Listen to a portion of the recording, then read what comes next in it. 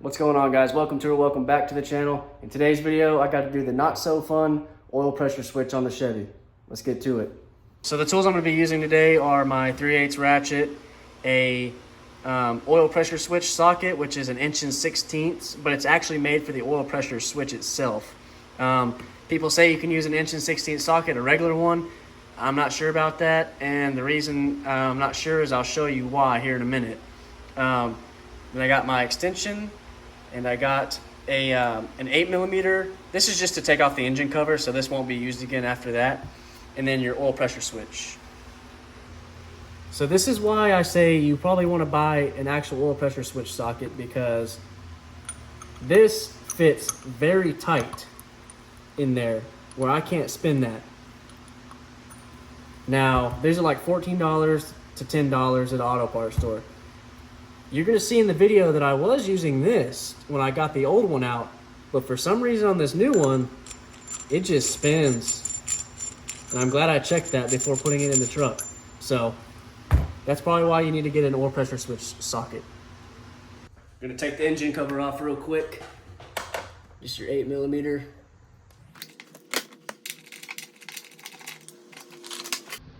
All right, so your oil pressure switch is way down here. See that where the blue and gray wires are going to the top connector? Let me see if I can unblur it. Yep, right there.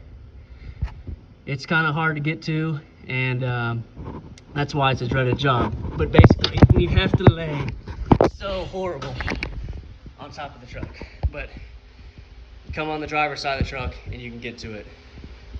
So another reason this job is dreadful, besides laying on your stomach across the motor, is it's all in the feel. You can only feel it, really. So the oil pressure switch is sitting in there like this. To get the electrical connector off, feel around for this little lip right here and pull up on it, and you'll be able to wiggle the wires off. Then you're going to have to put the socket on, then your extension, and then your ratchet. We should be able to get it out.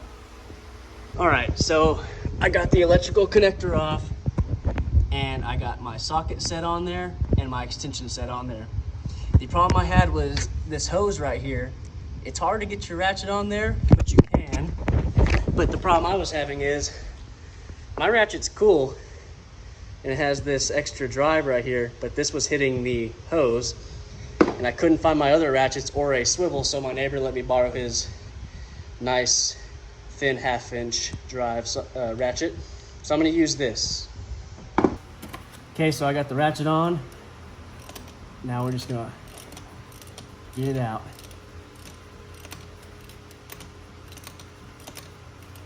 And I should be able to spin it by hand. All right, old one's out.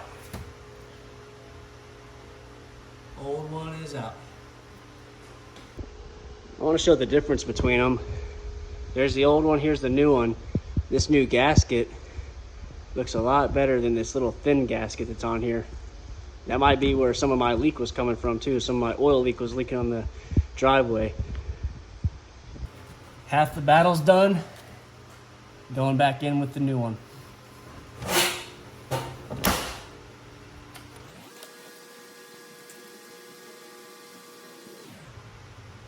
There we go. Start the threads. Come on, buddy. Now, like I said earlier, I used the regular 1.5" or 1 16" socket, but I'm gonna use the right one this time to get this in. Oh yeah. See, that one fits right on there, perfect. I can still turn it a little bit by hand.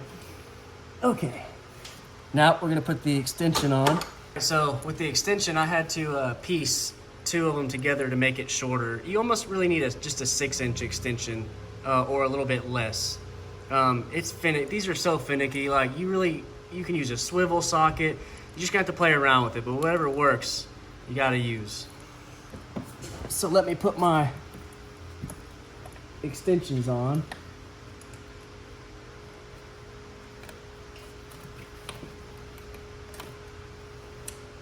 Okay. Get my wrench and tighten it down. So much easier. Oh yeah.